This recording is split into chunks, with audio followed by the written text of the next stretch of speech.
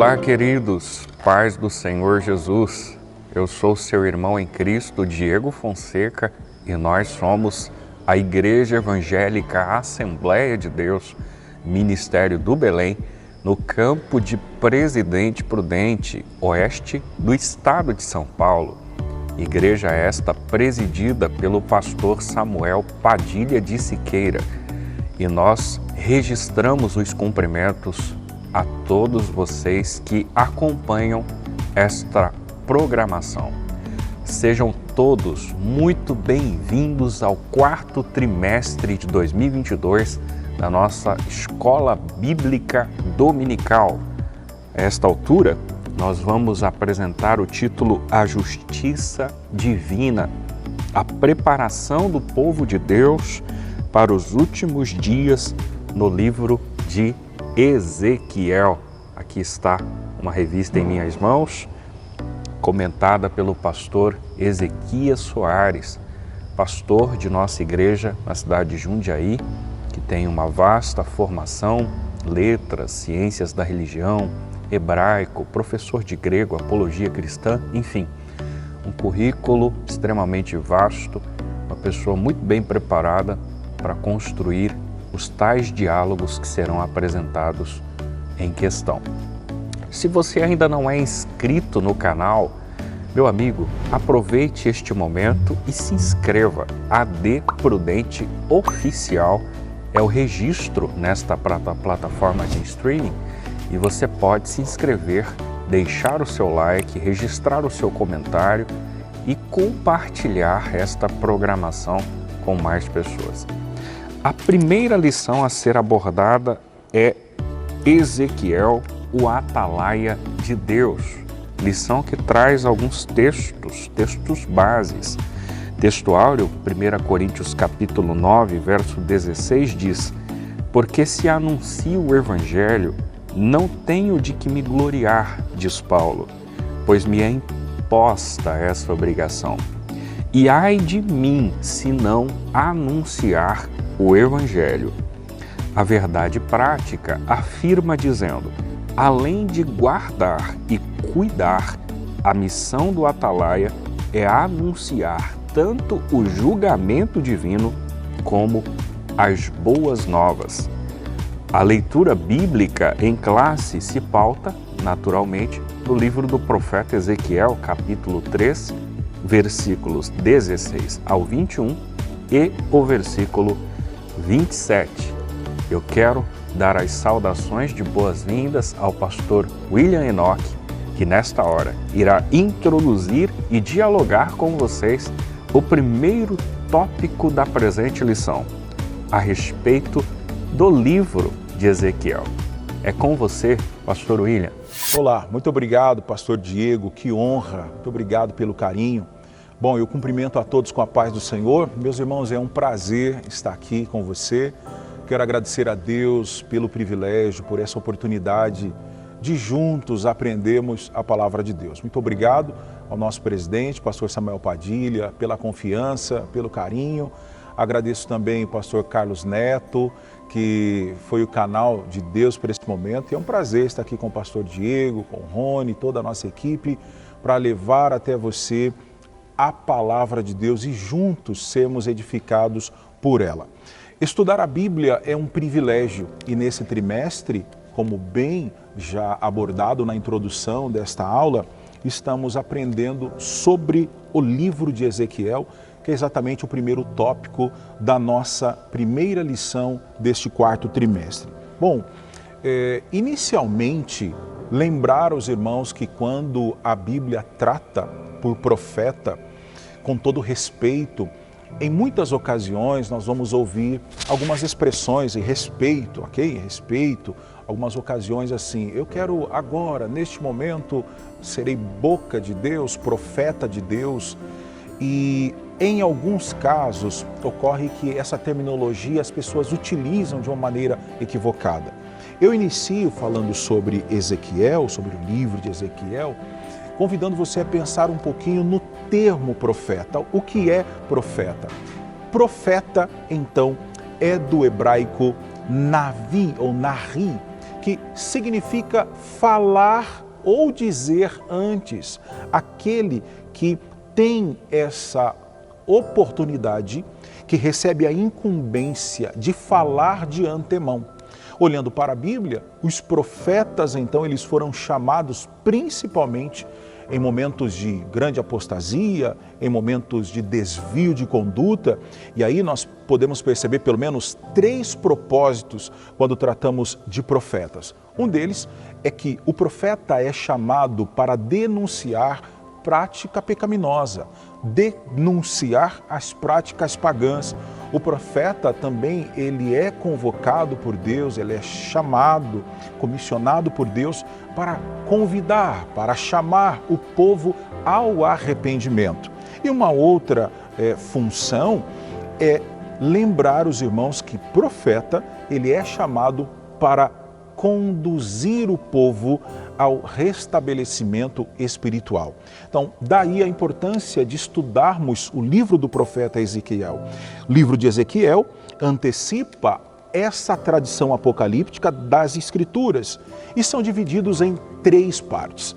Quais são essas 3 partes? Lembrar que, no primeiro momento, essas profecias foram entregues ao profeta antes da destruição de Jerusalém. E aqui vai o lembrete que ocupa os primeiros 24 capítulos do livro. Então é uma função e é uma oportunidade de nos voltarmos e compreendermos que nessa primeira etapa, que nós temos aquela história tão rica do livro, que é uma visão inaugural do ministério profético de Ezequiel, que ele é convocado por Deus a partir de uma visão. Então, todo chamado de Deus, primeiro este homem recebe uma visão dos céus. Não é algo meramente que eu vou institucionalizar, que eu vou buscar por mera conveniência. Ezequiel recebeu a visão da glória de Deus, oriundo e resultado de uma vida íntima, de uma vida entregue, de uma vida comprometida com Deus. Nessa primeira parte, predomina no livro, isso está na nossa lição, um discurso de ameaça, um discurso de juízo contra a idolatria, contra a prostituição do povo, está no capítulo 8, versículo 15. Então havia um desvio de conduta, havia um problema a ser resolvido, havia uma necessidade iminente de uma solução, de regressar aos preceitos bíblicos, aos princípios bíblicos, e essa mensagem, ela adverte, e aqui talvez seja uma das maiores dificuldades, que era a advertência aos falsos profetas, era uma cobrança, era uma chamada de atenção aos reis de Judá, aos sacerdotes que estavam tomando decisões que eram totalmente contrárias àquelas recomendadas pelo Senhor, pelo nosso grande Deus. Na segunda parte do livro, ocorre que depois desses pronunciamentos de juízo contra Judá, contra Israel, e nós conhecemos na Bíblia, e o termo oráculos divinos, né? Essa mensagem, essa voz que é usada por Deus, a vida do profeta aqui, o instrumento que é o profeta, usado por Deus como oráculo divino, eles têm uma função. Nesse quesito, eles são contra também as nações vizinhas. Então a mensagem é direcionada a Amon, a Moabe, a Edom, a própria Filístia, a Tiro, Sidom e Egito. E isso acontece porque o Senhor, Jeová, não é somente o Deus de Israel, mas também de todas as nações, ele é Senhor do universo. Então a segunda parte do livro não mostra uma mensagem que ela é restritiva, ela é abrangente, principalmente no que tange ao compromisso com a palavra de Deus, no que se refere a essa identidade do povo, a um padrão estabelecido pelo Senhor.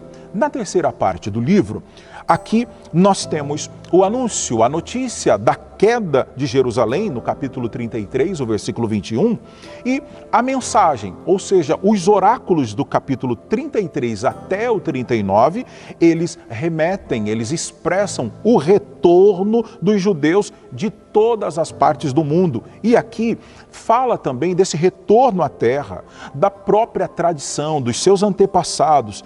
E aqui há uma inclusão daquela visão do vale de ossos secos. E nós vamos estudar isso com mais propriedade um pouco mais à frente. E essas profecias, elas vêm surgindo, elas nascem com um propósito. E o propósito é restauração nacional. Então lembra no início que eu disse que profeta tem essa função ou essas funções, eles são chamados por Deus para denunciar práticas pecaminosas, são chamados por Deus para chamar o povo ao arrependimento, são chamados pelo Senhor para conduzir o povo ao restabelecimento espiritual. E é nesse contexto, nesse cenário que Ezequiel é levantado e nós vemos essas divisões no livro, pelo menos nessas 3 partes, falando sobre a regeneração espiritual para todas as pessoas, para toda a casa de Israel. No capítulo 38 e capítulo 39, essas profecias falam de um outro problema, que agora é a invasão e a derrota de Gog e seu bando à Terra Santa. Então, o livro de Ezequiel, ele termina com a visão nova, uma visão do novo templo, a visão da redenção para Israel e de toda a humanidade. E a Bíblia, ela é completa, não há sombra de dúvida, não há variação, é uma resposta à primeira visão de Ezequiel. Então essas divisões servem para orientar como que nós vamos estudar a partir de então. E se nós pararmos para analisar um pouquinho, esse trimestre eu aproveito para estender o convite a você não perder nenhuma aula por esse canal, na sua congregação, na sua igreja, porque essa análise, a riqueza que temos nessa revista da Escola Dominical é quase que um estudo de caso sobre o livro de Ezequiel. Estamos nesse primeiro tópico estudando que são 3 partes, são necessárias essas ações e entender cada uma dessas etapas para que possamos aplicar quanto à necessidade de olharmos para a realidade e confrontar com aquilo que vem sendo disseminado e nos preparar, porque o dia do Senhor está próximo. Muito bem, queridos, atingimos o tópico 2 da atual lição, como já dito inicialmente, falando a respeito do livro do profeta Ezequiel, e agora, com especificidade a essa altura, diferentemente daquilo que foi apresentado no primeiro assunto, nós falaremos a respeito de cunho pessoal da vida do profeta. Sobre o profeta é o título do tópico 2. Bem, é válido fazer alguns recortes que estão apresentados no nosso material, e estes estão elencados em 2 itens apresentados no presente tópico. Mas, de maneira prévia, o pastor Ezequias Soares faz uma afirmação preponderante. Ele diz que o profeta em questão, a saber, Ezequiel, não é mencionado em nenhum outro livro veterotestamentário. Isto é, nenhum registro do Antigo Testamento contempla informações a respeito deste profeta, a não ser o próprio livro que leva a sua autoria.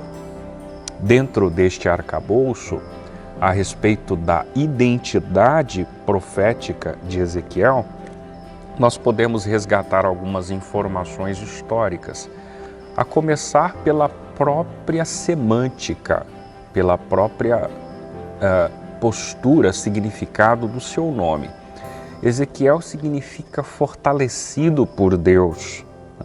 E os seus depoimentos, como já dito, nem nos livros históricos, a saber, Reis e Crônicas, estão contemplados. Contudo, nós temos algumas informações que podem ser exauridas do próprio livro profético em questão. Está muito claro para nós que Ezequiel, como dito no primeiro capítulo, inicia esse ofício profético no 30º ano aos 30 anos de idade.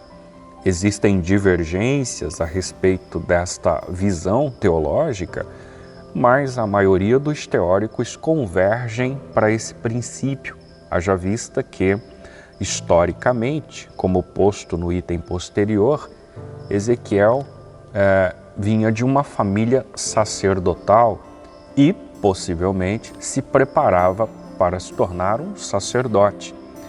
E a qualificação sacerdotal em Israel, ela se dava exatamente aos 30 anos de idade. Então, é possível que eu abra um parêntese aqui e infira que Deus mudara o curso da história do profeta. Aquele que se aprimorava, se qualificava, se preparava para exercer o papel sacerdotal, agora foi chamado por Deus para o exercício de um ministério profético.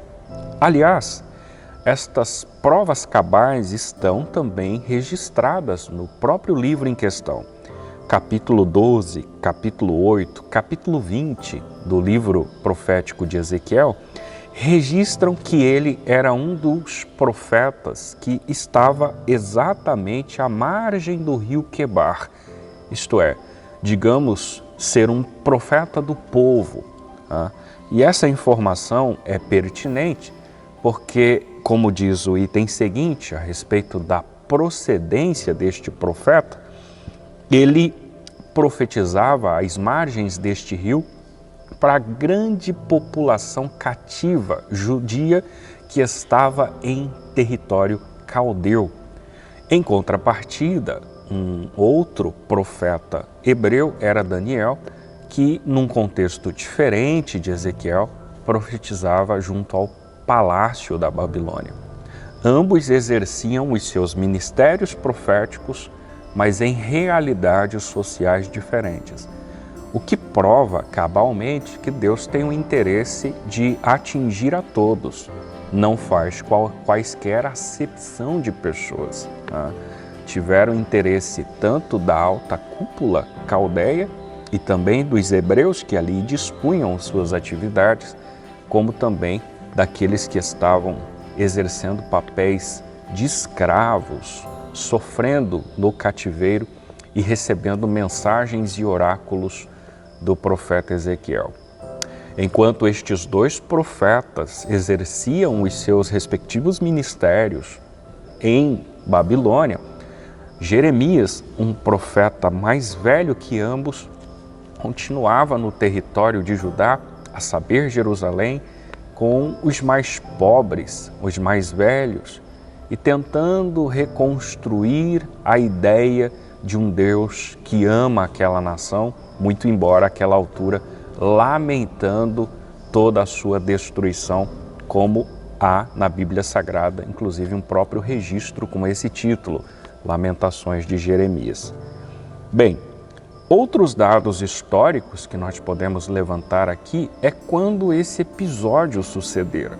Existem algumas divergências históricas. O pastor Ezequias Soares nos apresenta alguns dados, como, por exemplo, levas que houveram de Judá para a Babilônia. E ele cita 597, quando, em vias de fato, segundo ele e outros teóricos, afirmam que houveram uma leva de aproximadamente 10.000 cativos judeus sendo conduzidos ao cativeiro. Há também uma outra leitura histórica que diz da possibilidade de anos antes, talvez 605, como afirmam alguns, os mais jovens, entre eles o próprio Daniel e seus amigos Misael, Azarias e Ananias, que tiveram nomes caldeus, Sadraque, Mesaque e Abednego, tivessem sido levados com o intuito de fortalecer, mediante a sua juventude e também conhecimento, a estrutura da administração caldeia. Não sabemos se isso de fato sucedera, e muito embora existam estas divergências históricas entre as levas, o fato é que ambos foram levados cativos para a Babilônia. 597 é uma data posta no nosso material E uma década depois, aproximadamente, 586, nós temos a destruição definitiva de Jerusalém, desde o seu templo, os seus muros, os seus palácios, toda a sua estrutura política e social. Muito bem, nosso terceiro tópico sobre o Atalaia. No nosso ambiente assembleiano, nossa vida cristã, ouvimos muito a expressão Atalaia. E a lição traz a explicação, que é de origem árabe. Atalaia é lugar alto e a sua função, lá em 2 Samuel e também em 2 Reis, que nós temos uma ilustração a partir de uma parábola de um militar posto como sentinela. Atalaia então significa isso, vigia. Atalaia é sentinela. Atalaia é um guarda. A Bíblia fala sobre atalaias tanto no seu sentido literal, mas também como simbólico, o uso dessa figura metafórica, essa figura de linguagem, para que possamos entender. A palavra atalaia, ela significa aquele que toma cuidado, é aquele vigilante, aquele que está à espreita, aquele que está espiando, aquele que olha ao redor, aquele que tem atenção, aquele que guarda, aquele que presta atenção. A função de um atalaia, então, é a função de advertir, de orientar sobre uma aproximação de qualquer força inimiga, de qualquer risco iminente, de qualquer situação que possa comprometer a segurança, a integridade, que possa, de repente, deixar alguém ou uma cidade sem a devida proteção. É por isso que essas atividades elas foram utilizadas, foram empregadas no Antigo Testamento aos profetas dessa forma, por causa da responsabilidade de avisar sobre o perigo. Eu pergunto sempre, e é ideal que, enquanto cristãos, nós tenhamos sempre esse caráter reflexivo, não é? Por que é que eu sirvo a Deus? Por que eu sou crente? Por que eu sou cristão? Ou melhor, qual o resultado para uma vida cristã evidente, próspera, abençoada? Eu tenho uma regra, uma prática de oração. Ok, isso é maravilhoso, é essencial, mas não obstante a apenas orarmos, é preciso também sermos vigilantes, sermos atalaia, estarmos atentos, estarmos dispostos a cumprir aquilo que o Senhor nos orienta.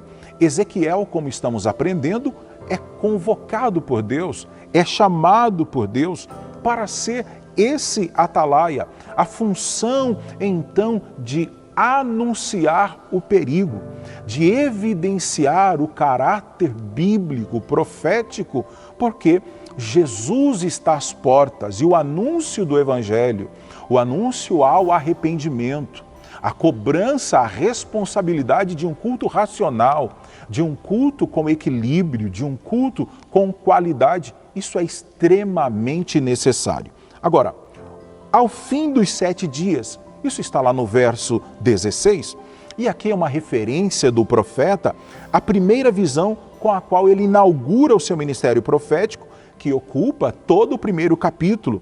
E essa foi a visão da glória de Deus. E existe, quando nós estamos lendo, uma mudança, existe uma transformação. E essa mudança ela é brusca no gênero aqui do texto, no tipo textual, nesse gênero literário que é apocalíptico, exatamente pela evidência de anúncio das coisas que hão de acontecer. E principalmente nesse aspecto, mais precisamente nesse contexto, na visão da carruagem, e ocorre uma transformação aqui para o estilo típico dos profetas. E eu acho isso aqui impressionante, porque nessa mudança ela passa a utilizar uma linguagem muito comum ao estilo dos profetas. E a partir de agora começamos a observar que está assim, veio a palavra do Senhor. ao introduzir o seu chamado para ser uma atalaia, a consciência, a convicção é que agora, no final dos 7 dias, esse provavelmente deve ser aquele tempo em que Ezequiel esperou para recuperar as suas forças, porque quando teve o encontro com a glória de Deus e viu a glória de Deus, ele sofre todo esse impacto. E o impacto da glória de Deus causa em qualquer um de nós uma mudança radical, uma transformação, uma mudança que gera no homem uma transformação interior, fazendo dele alguém ponderado, fazendo dele alguém mais comprometido, evidentemente, resultado também dessa escolha pessoal. Até porque nós compreendemos que Deus respeita o nosso livre-arbítrio. A expressão filho do homem, que nós encontramos aqui, remete à ideia de que Deus não se dirige ao profeta pelo seu nome, mas ele se apresenta, ele se dirige como filho do homem. Em hebraico aqui, que é o Ben Adam, são 93 vezes que aparecem na Bíblia ao longo do livro de Ezequiel, 6 vezes somente no seu 3º capítulo. E nenhum outro profeta, nenhum outro recebe este título. Nenhuma outra ocasião vamos perceber isso. Porque isso faz lembrar a natureza humana que é frágil. Agora observe, somos falíveis, somos limitados, mas Deus, por sua infinita bondade, quer nos levantar como atalaia. O ideal é sempre lembrar-nos que, quando Deus nos usa, quando Deus, por sua misericórdia, quer desenvolver em nós, por nós, através de nós, para desenvolver o seu propósito, para que possamos alcançar alguém, essa glória, esse resultado não é do indivíduo, é uma ação do próprio Deus ao nosso favor. E ao reconhecer aqui o Filho do Homem, é Deus nos mostrando, mesmo sendo frágeis, limitados, pecadores, Deus, pela sua misericórdia, tem o poder de nos encher com a sua glória. É somente o Senhor Jesus que usava esse título se referindo a si mesmo. E isso aparece nos 4 evangelhos a partir de Mateus, no capítulo 8 e versículo 20. O título vem acompanhado do artigo, pois Jesus é, e aqui o artigo é definido, o Filho do Homem. Jesus não é qualquer filho. Jesus é o artigo o define o substantivo filho. Ele não é qualquer filho. Agora, ser filho de Deus já é algo demasiadamente maravilhoso, extraordinário.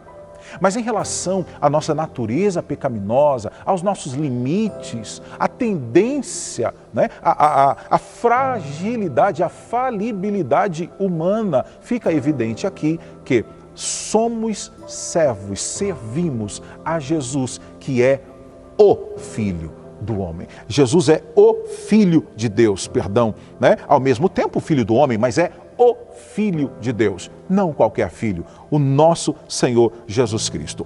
Adão é o cabeça da humanidade, você sabe disso, mas dessa humanidade que errou, humanidade pecadora, mas Jesus é o cabeça, o líder, é o centro dessa humanidade, agora por ele redimida, agora por ele restaurada, alcançada por intermédio de Jesus, quem perdoou todos os nossos pecados.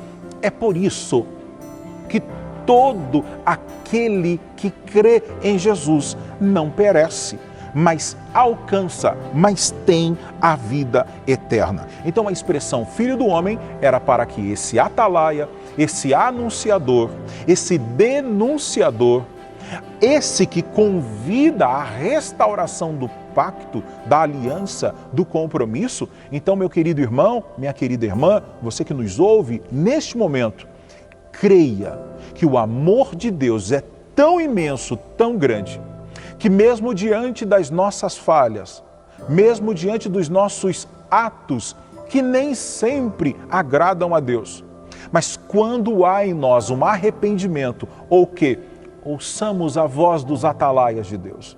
E esse exercício ocorre quando eu não sou apenas frequente na igreja, que é interessante, mas acima da frequência, eu ser um praticante desta palavra.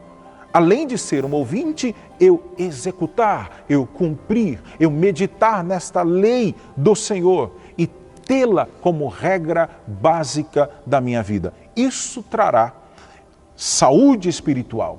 Isso trará consciência cristã, maturidade cristã e entendimento de que o evangelho puro, simples e genuíno de Jesus continua sendo o evangelho transformador. O item 4 é o atalaia sobre a casa de Israel. Deus sabia, então, de antemão, que os filhos de Israel, lá no exílio, eles continuariam na sua rebelião. E rebelião aqui é a oposição, é se voltar contrário à vontade do Senhor, à palavra de Deus. E Ezequiel é levantado, é constituído para este cenário. Ele é levantado por Deus para ser uma atalaia, para profetizar aos filhos de Israel. E ele não esperava resultado de sua pregação. O seu propósito era advertir os filhos de Israel, pois hão de saber que esteve no meio deles um profeta. Então, querido irmão, querida irmã, pregar a palavra de Deus é a nossa responsabilidade. Anunciar o Cristo através da verdade da palavra de Deus é o nosso dever. Em tempo, em fora de tempo, é simples, não é uma tarefa simples, exige essa postura, exige essa entrega, exige comprometimento. Então, atalaia, que significa estar em um lugar alto, foi essa a função que Deus chama Ezequiel, a função de avisar, a função de cobrar a atenção, de cobrar o compromisso, de chamar a atenção a respeito do perigo. Então, por isso, Ezequiel foi o atalaia de Deus. Nesses tempos do fim, nós temos uma responsabilidade imensa, que é ser atalaia de Deus, como você acompanha na sequência desse raciocínio. Muito bem, queridos, nós atingimos, portanto, o tópico 4 da primeira lição e nele falaremos sobre a responsabilidade. Esse tópico, ele tem uma continuidade, está vinculado com a proposta do tópico anterior, a saber, o tópico 3, que dialogar com propriedade sobre a figura do atalaia, do sentinela, do vigia. E nós dizemos desse vínculo existente entre ambos os tópicos, justamente porque a responsabilidade proposta a essa altura, ela coincide tanto aquela dada ao atalaia, como odiernamente dada ao cristão. Vejamos por qual razão. A princípio, o pastor Soares, ele dá dados, embora não bíblicos, mas que previamente antecedem estas responsabilidades, dizendo que tanto o discurso da altura do capítulo 33 do livro profético de Ezequiel, a respeito do atalaia, quanto a proposta dirigida à pregação do evangelho aos cristãos, estão alinhados. São propostas muito parecidas, com diálogos diferentes, com termos não tão idênticos, mas com propostas muito semelhantes. E nós conseguimos comprovar isso a partir de uma afirmação dada nesse contexto prévio do tópico 4, feito pelo pastor Ezequias. Ele diz que o discurso, quer do atalaia ou do cristão, deve alcançar justos e injustos. E, de fato, por esse viés, as propostas se coadunam. Senão, percebam, o primeiro assunto a ser abordado aqui é a respeito da responsabilidade do cristão. Olha só, quais são as responsabilidades, dentre várias, que cabem aos cristãos? o pastor Ezequias recorta ao menos duas, né? E destaca para nós no próprio material, e eu faço questão de reproduzi-las. A princípio, anunciar o evangelho ao pecador e, num segundo momento, se cuidar para permanecer em Cristo até o fim. Dentro de uma gama de responsabilidades existentes biblicamente destinadas aos cristãos, digamos que estas duas, com propriedade dentro do assunto contextual, são em vias de fato destinadas à postura cristã, a saber, num primeiro momento, o anúncio do Evangelho. Eu e você, nós temos esta responsabilidade de pregarmos o Evangelho. Está muito claro que vou dizer, porque isto em dados momentos são ditos em quaisquer auditórios eclesiásticos.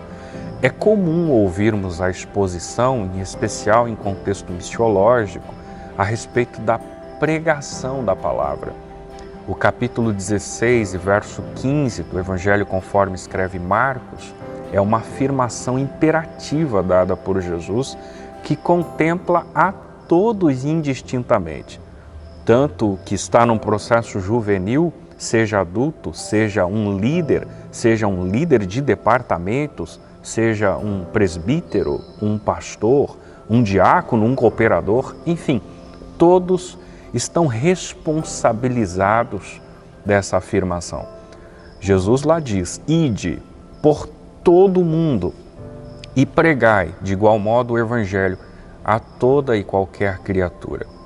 Esse ide contempla uma afirmação imperativa e, de fato, justifica a ida de todos. Portanto, todos estamos responsabilizados a essa altura. Mas, como já dito, percebam vocês que uma outra responsabilidade dada ao cristão, além dessa, é que ele deve lutar ou se cuidar, palavras do pastor Ezequias, para permanecer até o fim. Então perceba que existe a ideia da perseverança a este cristão.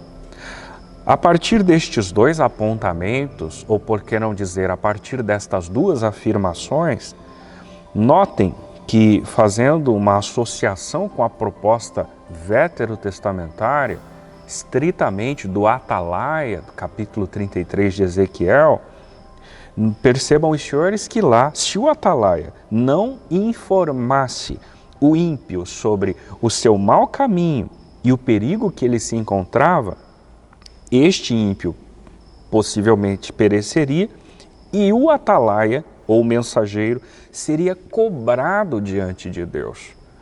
Agora, de igual modo, o justo deve perseverar até o fim, porque se ele ceder, a sua justiça não será levada em conta. Então a postura cristã atual, ela se coaduna com a postura do Atalaia descrito em Ezequiel 33.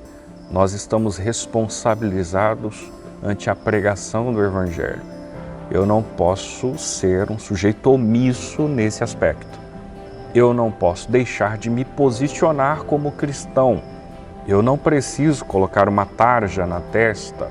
Eu não preciso a todo e qualquer momento utilizar uma Bíblia impressa em quaisquer espaços sociais para demonstrar que eu sou cristão. Aliás, nem em todos os momentos eu preciso dizer que sou cristão. Mas a minha índole, o meu proceder, o meu caminhar, o meu diálogo, a minha fala, aquilo que me manifesto, a forma como me posiciono, também faz parte do bojo evangelístico e possivelmente influenciará as camadas sociais das quais pertenço. Portanto, de igual modo, assim como a Atalaia, estou responsabilizado ante a pregação do Evangelho, aquele que não conhece a Cristo. Mas talvez você me questione, Diego, e se esse sujeito ouvir a exposição do Evangelho, seja por mim ou por qualquer outra pessoa, haja vista que no processo evangelístico sempre há alguém que planta e alguém que rega, mas é sempre Deus quem dá o crescimento.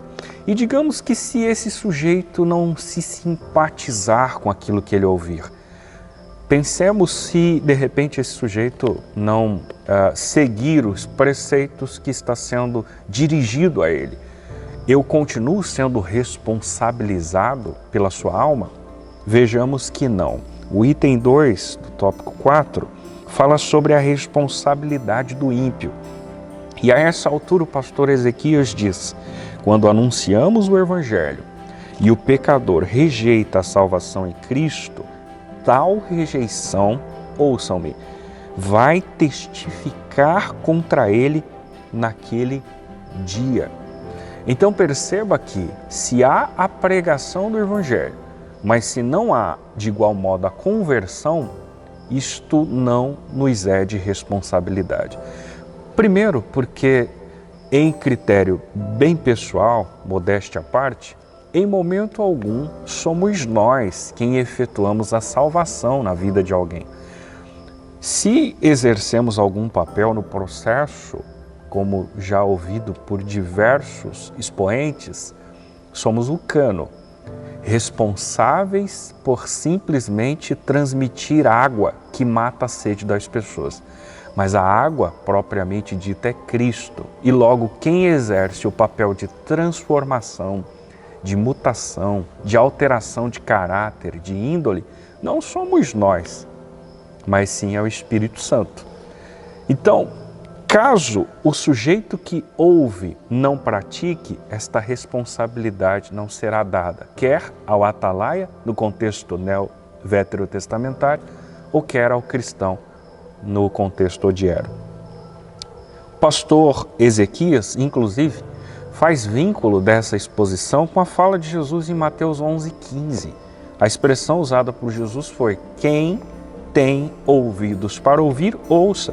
Expressão esta que é repetida em Apocalipse. Isso significa que Deus é a fonte da profecia de Ezequiel e, de igual modo, do Evangelho que nós pregamos. Mas eu quero finalizar essa exposição com vocês apresentando o item 3, que fala sobre a extensão da nossa responsabilidade. Eu faço aqui um recorte. A nossa preocupação não é somente com o pecador ignorante, mas também com as ovelhas que se desgarraram do rebanho. Então notem que o processo de responsabilidade dado sobre nós todos é intenso, é vasto, é extenso e é sério. Nós não podemos ser egoístas no processo, não podemos ser egocêntricos na causa, isto é, não podemos olhar simplesmente para nós mesmos. E o que significaria isso? Ora, se eu estou bem, se a minha família está bem, se os meus filhos estão bem, se estão sendo conduzidos ao rebanho, crescendo na casa e na obra de Deus, isto basta. Pouco, abre aspas, me preocupa como está a vida do outro. Se imperceptivelmente, implicitamente, essa sensação está dentro do meu coração, eu não entendi o que é evangelho. O meu evangelho é um evangelho egocêntrico e egoísta, que não consegue ao menos ser empático, né? Que não consegue se colocar no lugar do outro. Então, caso, primeiro, nós já abordamos aqui, você possivelmente lida com pessoas que não conhecem o evangelho, pregue o evangelho a elas. Mas de igual modo, talvez não na mesma proporção, não em critério equivalente, em menor grau, possivelmente também você conheça pessoas que se desgarraram, que se afastaram, que se perderam no meio do caminho. E é muito mais fácil nós apontarmos, discutirmos, abordarmos, falarmos a respeito daquele ou daquela que deixou o caminho por uma série de razões, tentando justificar a causa. Talvez as causas até sejam legítimas, mas não podemos nos eximir da responsabilidade. Eu e você, de igual modo, estamos responsabilizados por enviar uma mensagem, por fazer um contato telefônico, por visitar essa pessoa que se desgarrou e tentar, com a graça de Deus, trazê-la novamente ao rebanho. Que o Senhor nos abençoe nesse sentido e que estejamos responsabilizados neste aspecto. Concluindo a aula de hoje, lembrar a você que esse é o nosso dever, anunciar a Cristo. Antes, porém, lembrar que devemos ser conquistados por Ele. Lembrar que devemos ter uma vida pautada e centrada em Sua palavra e sermos obedientes à Sua palavra, obedecer o ID de Cristo, porque essa é a nossa função, pregar o Evangelho. A conclusão da nossa lição indica que pregar o Evangelho não é converter as pessoas. Quem convence o homem do pecado é o Espírito Santo. Mas o meu dever, o seu dever, é anunciar esta palavra salvífica, cristocêntrica, genuína. Antes, porém, lembre-se, as pessoas nos leem, sim, elas nos observam, elas nos acompanham. Então a pergunta hoje é: como tem sido o nosso testemunho? Como estamos pregando o Evangelho com as nossas atitudes, com a nossa postura, com o nosso caráter? É válido salientar que, para Ezequiel, o aviso, o chamado de Deus não o isentou de entender que enfrentaria dificuldades, rejeição, oposição. E é exatamente nessa tônica que chama a sua atenção. Enfrentaremos o confronto, enfrentaremos a reação. Toda ocasião em que formos denunciar o pecado, em que formos confrontar uma prática que a Bíblia reprova. Mas eis aí a evidência do chamado de Deus para a sua vida. Já pensou nisso? Que você é escolhido por Deus, escolhida por Deus para ser uma atalaia, para estar em vigilância, para estar atento. Então, Ezequiel investiu muito alto em sua vida exatamente para cumprir a vontade de Deus, para que ele, então, fosse alguém submisso à vontade do Senhor, mas que fosse usado em suas mãos. O nosso convite é que você continue mantendo a sua vida à disposição do Senhor. O Senhor mandou-nos pregar a palavra, como falou ao profeta: quer ouçam, quer deixem de ouvir, continuem anunciando a mensagem. É o que devemos fazer com oração, com temor, com compromisso e guiados pelo Espírito Santo. Que Deus nos ajude, que Deus abençoe a sua casa, que Deus abençoe a sua família e que, assim como Ezequiel, possamos ser atalaias, possamos desenvolver uma vida cristã comprometida com Cristo, uma vida cristã pautada no respeito a esta palavra, acima de tudo no temor a Deus, que é o princípio de sabedoria, reconhecendo que somos frágeis, temos limites, mas há uma graça de Deus constante sobre a nossa vida. Há uma recompensa de Deus para o seu trabalho. Há uma dádiva de Deus quando nos ocupamos a servi-lo com integridade. Oremos ao Senhor nosso Deus. Querido e amado Jesus, te louvamos pela oportunidade, por este canal aberto para a pregação da Tua Palavra, desta maneira tão leve, agradável, onde sentimos a Tua presença. E inicialmente agradecidos a Ti, porque o Senhor tem proporcionado para que essa pessoa que neste momento, que acompanhou essa ministração, com o coração aberto, entendendo que neste tempo do fim devemos nos posicionar com sabedoria, com entendimento, acima de tudo com amor a Ti e a Sua palavra, para alcançarmos tantas outras pessoas que de repente estão em outros caminhos, estão distantes desse propósito.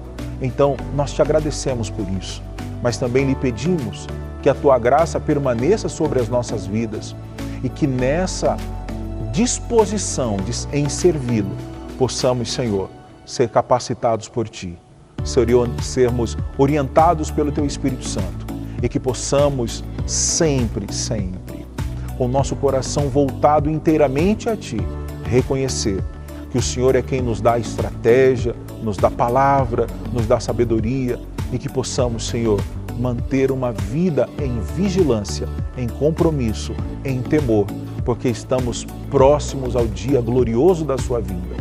E que não possamos, de maneira nenhuma, nos apresentar diante de Ti de mãos vazias. Dai-nos, Senhor, entendimento, dai-nos a capacitação, tenha misericórdia de nós, nos ajude, ajude esta família, ajude esta irmã, ajude este irmão e que ele possa continuar vencendo, caminhando de vitória em vitória, crendo que o Senhor é poderoso para continuar fazendo em nossas vidas infinitamente mais, abundantemente mais, além daquilo que pedimos ou pensamos. Essas bênçãos pedimos e agradecemos no nome de Jesus. Amém. Deus te abençoe.